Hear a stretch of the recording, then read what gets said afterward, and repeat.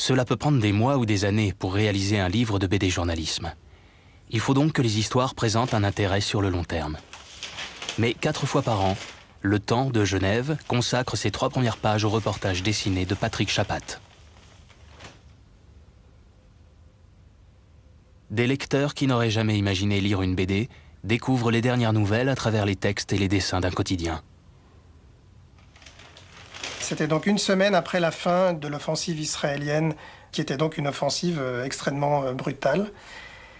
Et là, évidemment, on ne se pose pas 10 000 questions sur la manière de présenter les choses. Dans un tel récit, pour moi, c'est un reportage, donc je reste extrêmement chronologique et je raconte ce que je vois. C'est la première fois que j'étais si proche de l'action, si j'ose dire, des combats.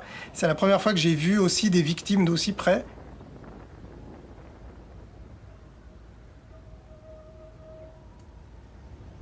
Je pense que le dessin, c'est une formidable chance de sortir tout ça, transmettre un petit peu le choc, l'émotion, le traumatisme qu'on peut ressentir.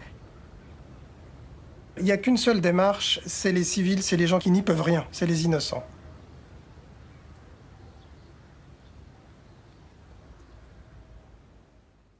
Et j'ai eu des réactions de lecteurs qui allaient dans ce sens, des gens qui m'ont dit qu'ils ont pleuré en lisant la bande dessinée.